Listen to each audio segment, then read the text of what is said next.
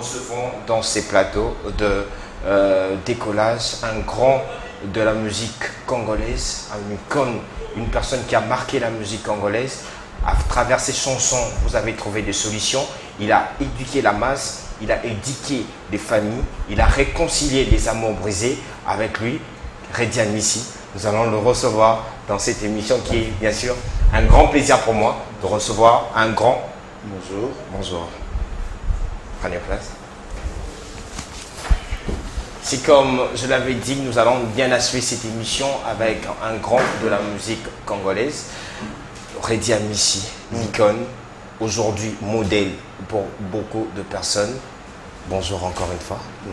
C'est pour la première fois que moi je vous reçois dans cette émission Décollage des impressions. Oh, je suis très content de m'avoir invité pour que je parle du groupe, de moi, de l'évolution, de l'actualité. C'est quelque chose de bien. Merci beaucoup. Alors, ma maman, ma papa, les aïmino, vous changez de vous appeler pour vous avoir. Un grand la musique congolaise à Nabiso. Alors, Redian Missi, Lelo, d'abord santé à musique pour la Redian Missi Zandemeni. Musique, il y a Congo ou bien il y a d'abord. Ça va, musique, ça va au rythme du pays. Au rythme du pays. Alors, ça doit santé à musique congolaise. Pareil aussi, au rythme du pays, puisque ça se présente plus comme avant. Ça se présente plus comme avant, il y a beaucoup de changements. Beaucoup de changements. Alors aujourd'hui, Redian Missi, après l'album Likelemba, Redian Missi, Azo se préparer. Azo se préparer pour un album. Bon, on a auto le banc tout à l'heure. Conception, on a peut-être des autres correspondants qui ont été comme ça. Bon, on a les musique et les autres qui nous moins bien mingité. Donc, question Isali, est-ce qu'il faut réfléchir tout à la nuit? Tout ça lié bien, ni les autres qui n'est bien té, ou pour continuer à Robinsa. Puisque tout ça a lancé à Robinsa. Lancé aux autres Bimsa. Bimsa, bien té, Bimsa, Simba té, Bimsa. Alors, ils ont un penalty, puisque on a bateau babinga babi que n'a pas qualité et non pas quantité. Donc, je réfléchis là-dessus pour voir est-ce que l'important c'est juste de sortir un album tout de suite pour boîte ça la commentaire de beau débat. Album Redian Missi de bima alors que t'es minité alors que t'es minité dans toi bateau. Est-ce que il faut que t'alater ni les autres ça là que Sotali n'a constaté ces derniers temps va nzembe belé bimi il y a 10-15 ans et autres qui la sauté dans toi bateau comme autrefois ba Maya ba Vercassé ba Santa ba même Bariana ba Zikondo. Alors, ils ont tiré la mitoba. Mais ces derniers temps, ils ont tiré la mitoba tout. Il faut quand même tenir compte et puis réfléchir pourquoi ils ont aussi battu. Ils ont arrêté. C'est dans l'ensemble. Redian Missi, déjà, nous vous informons que dans une émission Focus de Star Africa TV, tout ça là, Redian Missi Focus de Star avec Gabi Moudiolo, il y a eu vos fans qui ont posé des questions. Et vos fans qui ont réfléchi sur vous. Peut-être que Yo Oyebakide, on parle de Redian Missi, 8 albums à succès. Oui. Dans Viva la Musica. Des albums où Etikala na mitu ya batu. Balobi à travers l'album Mwana Oeda ba famille belé. Obongisa ba mabala, obongisa ba comportement ba tebele. Est-ce que Redian Missi a profité de ces albums du côté finance? Ça c'est une bonne question. Je pense que la réponse est oui. C'est oui. La réponse est oui. On continue. La réponse déjà c'est oui avec Redian Missi. À part ça, aujourd'hui on se dit, Bazoloba, Redian Missi, Nakalizalek, Sokabi Missi, vous sentez que l'artiste est là présent. Mais aujourd'hui, quel est ce Redian Missi à part Likelemba? Likelemba, une chanson ou deux chansons qui n'est plus genre qui se démarque, ce n'est plus le Redian Missi Oyokima 8 titres et Bandeti Souka conseil aux Zongi sous 8 titres. C'est quoi juste le problème? Ça c'est pas moi. On a ça la musique était pour le succès. On a ça la musique pour la vocation. Ça la musique était pour le succès. Ni écoutanga. Donc succès sur mais on a toujours artiste et musicien. C'est-à-dire je travaille pas pour le succès. Je travaille parce que c'est mon métier. Il n'y a pas le métier succès. Maintenant, si le Seigneur m'a fait grâce, qu'il n'y ait César Tamboula en même temps, c'est pas moi. Mais d'abord, on a un musicien, j'ai ma belle voix, mon écriture, Donc c'est ça qui est fondamental. Maintenant, si marché moins, marché plus, on a Vienzambi. On a mystère à Vienzambi. Ça a toujours été comme ça d'ailleurs. Ici, il faut aller au politicien, tout ça, les excédents, déficit des alliés, et ils ont toujours varié. Tout ça, les bénéfices, de tripler 10 fois. Mais tout ça, faillite. Donc, ça, c'est pas moi. Sur question, est-ce que vous avez un musicien? La réponse est oui. Est-ce que vous avez recommencé? La réponse est oui. Est-ce que vous avez la réponse est oui. Maintenant, vente, les salama, et les ok ça c'est pas moi même commerçant au Ateka Nazan. Sur vous tournez à Tekagi 2000, c'est samedi passé, et samedi l'anda Teki $300. Est-ce qu'ils aillent? Non. Donc, je n'ai pas comment répondre. Mais je n'ai pas que succès qui n'est pas quand les algambons. Et qu'il y a Mikolo Zanamala, Mikolo Soupizate. Et parmi les causes, le lobby retient ici moins de promotion à la télé. C'est possible, mais promotion, et là aussi, ma fonction de comment dirais-je, niveau par rapport à vente. C'est-à-dire, on faisait la promo parce qu'on savait qu'il y a une contrepartie. La vente suivait, que l'oseille tombait aussi. Maintenant, voilà, et puis un enchaînement, quoi. Logique, il y a souvent les 41 chaînes. Si tu veux me faire vraiment la promo, tu m'aideras beaucoup. Et en contrepartie, pour gagner quoi? Les pirates, pour gagner quoi? Téléchargement, pour gagner quoi? Dans mon état, l'État me monte à Kangi, pirate, mon balixé la télévision, ou à Kemakala. Donc nous travaillons à perte. Et alors, tant je le comprends. Sauf que les mécanismes qui la promo. À l'époque, on mettait beaucoup d'argent et disent que vous avez mingi et la royauté, le droit d'auteur pour récupérer. Bon, on soutient la promotion. Oh, la promotion, c'est ça. Et ça, pour battre, ou bien pour battre, ils ont les gamins dans la télé. Mais vente, ils athées. Tu vois, donc.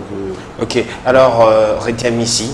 Toujours on a fait l'idée voilà balobi oui Rediamis aujourd'hui bien sûr qu'un artiste a gardé l'inspiration en karaté. Pourquoi pas Rediamis a ça que aujourd'hui concert où ils ont la injustice au bêtis injustice kaka concert oyo ils ont album ya prédence concert oyo aujourd'hui enseigné concert ya 8 albums oyo ça là pourquoi pas Rediamis à ça la rang. Non, on va mettre un concert album, mon album, moi, il y en a 8 titres. Ou 10 titres. Donc, beaucoup ça, concert, il y a 8 titres. Dans 3 heures, 4 heures, c'est possible. Concert, il y a 4 heures ou 3 heures, ils ont 16 ou 17 chansons. Non, on comprend, bon, il y a un mécanisme, il y a une stratégie. Mais je pense que pour nous renouveler, il y a toujours jeunes. Ça a un absolument Mikolo. Ça a fait rigoler les Jésus de nuance. C'est-à-dire, à un moment donné, il y a un peu Suisse, Mingi, Sokalignon, Cécile, Misozo, ça là-bas, semblant, Olingo et Zali.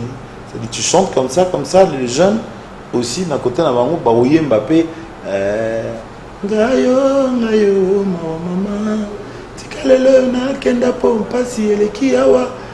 Moi, mélange, on a peut-être ça là que ça la moins attention puisque tu comme qu'il y a moins monotonie, on dit déjà qu'il y a monochant. C'est-à-dire que moi bandi, je suis allé solo vocal, moi bandi, je suis allé solo. Donc et on met tellement trop système là et qui est sous une ampleur. Alors il faut le mécanisme sous, la stratégie sous, oui ça là que attention il a côté Nzembo, je pense que en Afrique bah qui bah au Congo, ok. Alors, chers téléspectateurs, nous allons d'abord rapidement souffler avec un élément que Fiagungila va nous proposer qui va sûrement faire plaisir et nous allons continuer cette émission avec Rediam ici.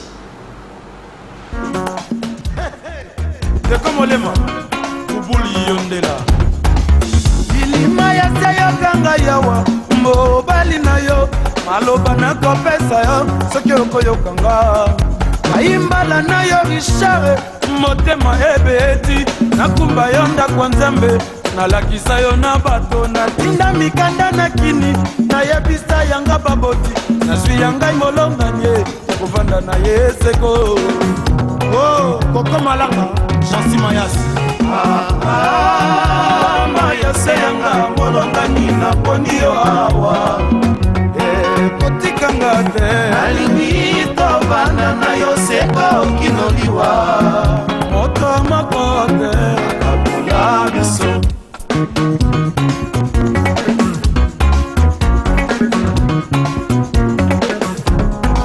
Mokolo tokobala no mama. Yanga no tukate tobaka nyonso na moto weleketi eleka yanga na yo lelo ebandisi kakombo nde bolingo kotonga ndako ya mpa oya biso ntango ekoki tumba masiki zeno César Ngadi lelo na kwebi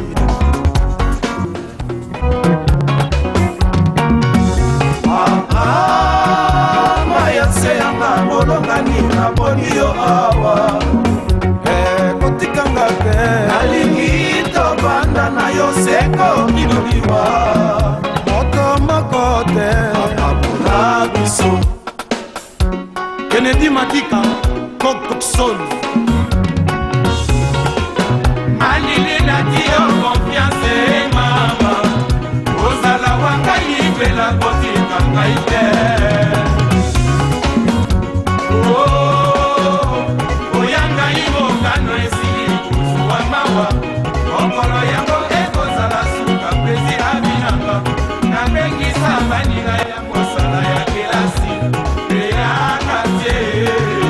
Asani Jacques, Moninga Mukobo Kid. Bolingo lelo mambala wana na pingai. Anda kwanza mbelo samweku na nisa maina niso. Bakoti bako zikalanga na ke.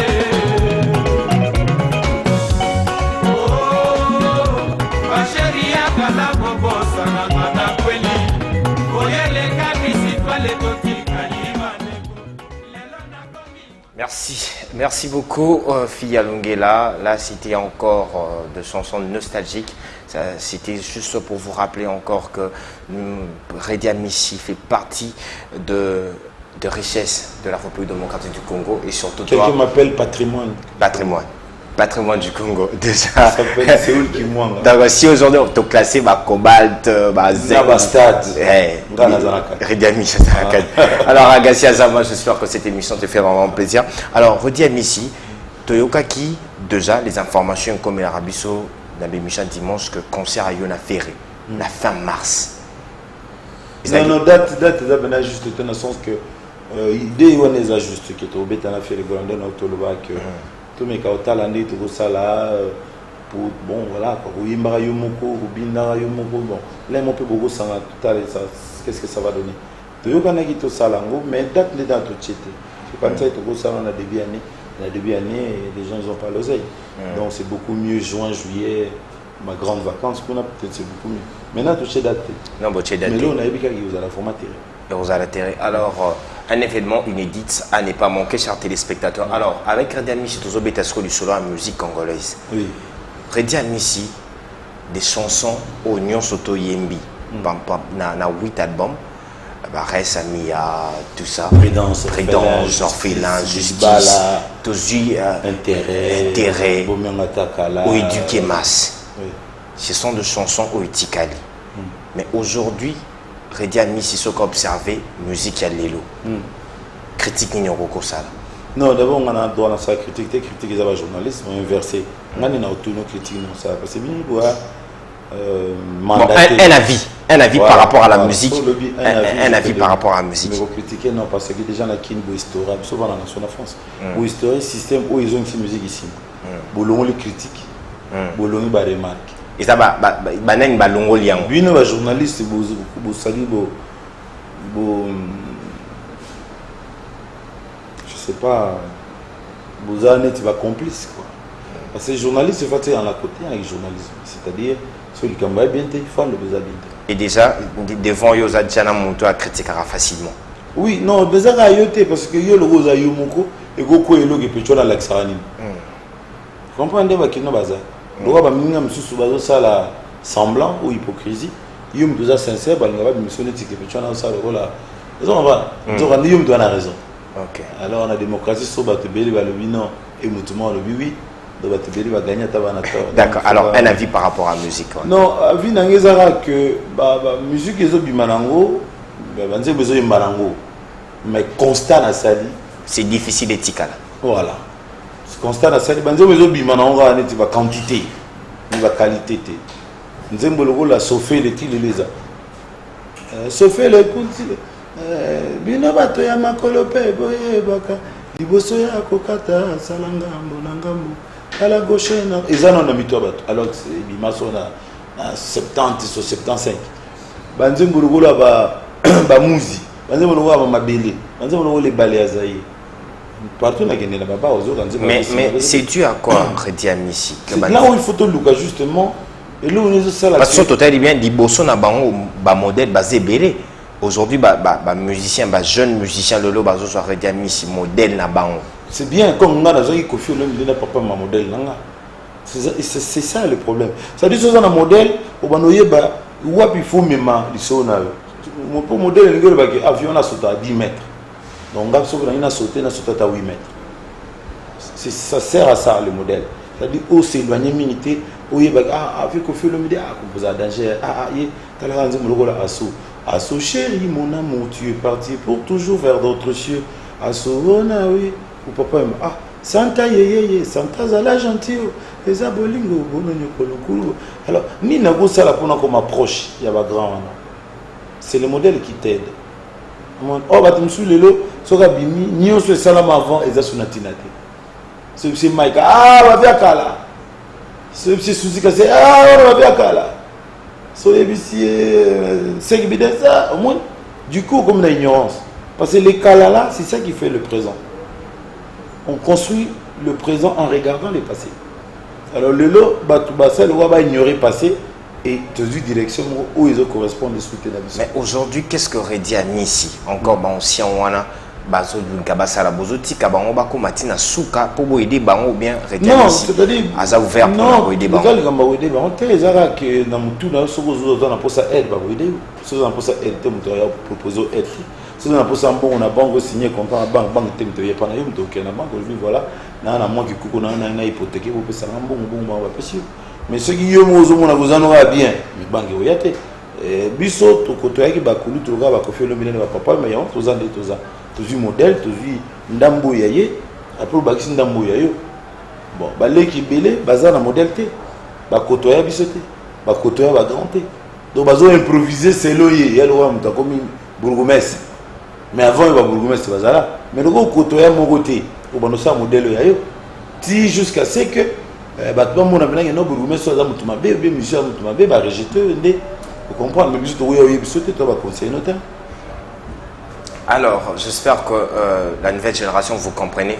Alors, qu'est-ce qui a fait que Redi Amissi n'a pas composition assez démarquée? Parce que dans le moment où on a coupé ta musique, nous avons tout puissant que jazz, Afriza, Empire Bakuba, il y avait des grands, Zaïko Langalanga, Kofi Olomide. Mais qu'est-ce qui a fait que Antichoc, que Redi Amissi, parmi ces grands-là, jeunes, moins de 30 ans, où s'est démarqué? Mais je pense déjà, il faut féliciter papa, parce que là, il y a un saut parapluie à papa. D'accord? Parapluie, il y a un qui va combattre, puisque papa m'a déjà dans son saut. Il y a le gars qui va mettre Chington ou bien mettre Big John. Sauf que parce que c'est côté quand Big John en mono et ça va mal tourner. Dans le sens que, et là, on a deuxième aspect, il y a des jeunes, il y a pour ça tout prouver. Parce que tout ce temps là, modèle là, ils ont fait le n'a pas au bat na mona vraiment. Bon, choix, bah mon ami la mingi, il y a taboulé, taboulé ni gaza oyimba, nzemebele, na lalite bouté on a koloto, parce que na kinga bilamba kitoko po abimalelo, zale o mama o zale. Petite maman, vous allez mon amour. Ça dit tout ça va impressionner. Ah, dès le vieux ouais madame donc on a vraiment impressionné. Banzemo le roi bah yamuna katongo etaninga na kola mukamama na koyoka na radio sensango. Ayoki ya sobe mzema vendo biwana. Hortense komona komona buku na ngai oyo ya sika baboti pe bandimi. nakamwende motindo mwana oyo likambo se ya kitoko na yo na moni. C'était des choses qui m'émerveillaient. Donc tant nazo yoka bango siko tant comme na tour siko yo application, c'est-à-dire te longwe na l'air aux théorie comme siko na l'air à appliquer et on to appliquer qui ndeko yoka ki on a secret na ngeza like que papa mazaki bazako bundisa na Koffi Olomide na Kinkesele Mia ko bundisa pas dans le sens propre. Vous savez que Koffi a marché tellement bien. Koffi Kester pas marché tellement bien. Alors biso en face tu avez maintenant ba outil te autogo répondre. Moni tu as monté mon Lijo parce que Lijo m't'a compositeur na biso. Ça là c'est là mais après c'est là à kene sous musique minité. Alors tu as sous na marai tu as sous monté mais pas naé quelques temps après ton papa mbaké pour ton 80 de marai qui. Alors tu as na fafa pas quelques temps après que non tu comme les enfants abandonnés donc il fallait biso moko to attaquer. Alors pour toi attaquer il fallait toi analyse force à Koffi Zagini force à Kester on analyse dans force à Koffi Olomide Zaba. Et Rediami savait trouver la clé. Oui, Koffi Olomide Zaba très fort dans ma mélodie d'amour. Très très fort. Elle a une vraie mélodie, elle a le bas juste. Ce que l'amour que na tout na tongo n'importe ya lopango ya baboti bayo. Na likasa ya Congo bololo na ba Jino kana na Isae na lembinga na ganisi ya silence na yo ngana banzimba kitoko eliki ba Henrique ba dina langwa na langwete na yebi onazo sala to bala nangola mu donc banzimba kitoko ezaki tellement alors na lobi so na bito la neti tato na banzimba ya mu ndio tozo été pourtant on belé ba so ba senza ba nibo ba vraiment il y a bien gars et tika la mito ba na so ba na 77 78 80. Il se rappelle quand même de Koffi Olomide, le Chérico, le titre le plus célèbre. Ah, ça va me attacher tellement que c'est un an de bataille de ça va me voir. Mignoko logo zotobo, c'est un malus c'est donc vraiment va dire. Alors, tu content de comme si pour toi attaquer, tu veux comprendre là, on comprendre que si on a qu'un terrain là au kokate. Pour nous compléter car va oya sala. Alors, il faut un look à thème sous thème ngo ba salango, les amis grand maître l'homme makiadi na tabulé likambo ya mwasi na mobali esuka te bandeko mama oh mama abotinga mwasi oyo kobokolonga mwasi bateme moko ya bongo bateme moko ebelebele. Alors nayo comprendre que non so na ina nasala nzela nanga nasangisa tabulé na grand maître Franco nasala na kati wana bandosa babomenga takala na kozwa na koma lokola bango injustice biso ba papa ba kufa batika rien. OK. Et puis ben accroché donc espace moi dans là qui uniquement réservé pour Nanga et il fallait trouver voix. D'accord. C'était ça je pense. Merci beaucoup. Alors Rediami ici un extrait de Res Mia. Ba parador me ternura solo una palabra suaviza mi corazón. Acabaste con toda mi inteligencia no se toma la decisión así en un matrimonio.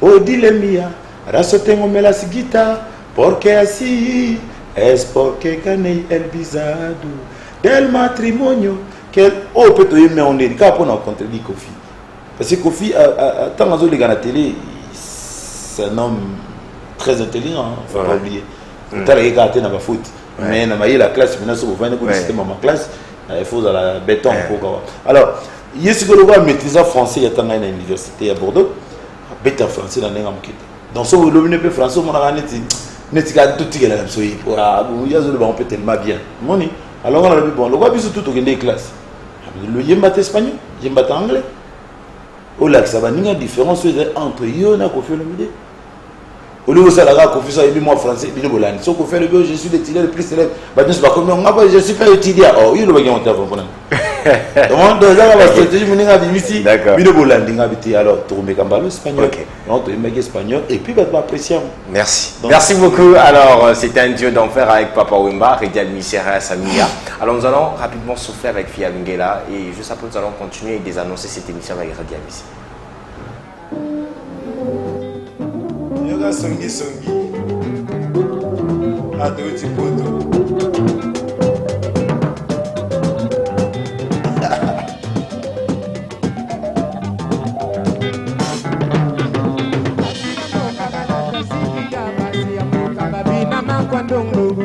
mokolonga na kolala mokolonga na kowa basi ya mboka balata zikida basi ya mboka babina makwandungu mokolonga na kolala mokolonga na kowa pongi ya suka makolo na kolala mokolo nzamba kobekanga mama kozala kolelanga maboko na moto boyebisa ya lela te onga na kiri pongi ya suka makolo na kolala mokolo yawa kobekanga mama kozala kolelanga natolo libaya te suki ya moto epanzani boyebisa ya plorete onga na keli benyanza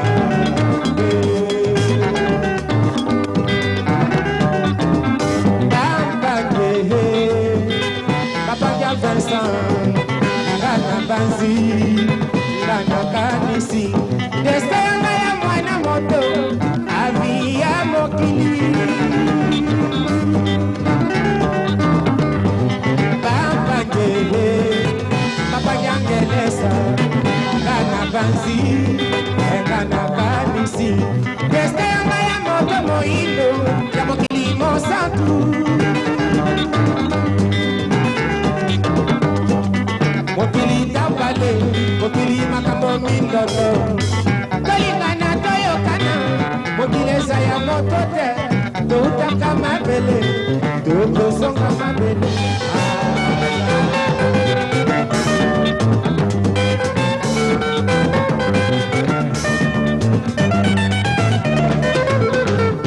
Akwaya Ready Semba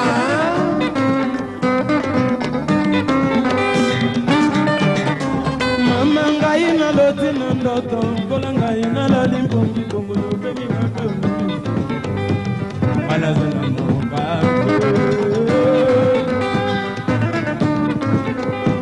na ntango nalamuki mpena mileli oredi ntango akolala mpe akolamuka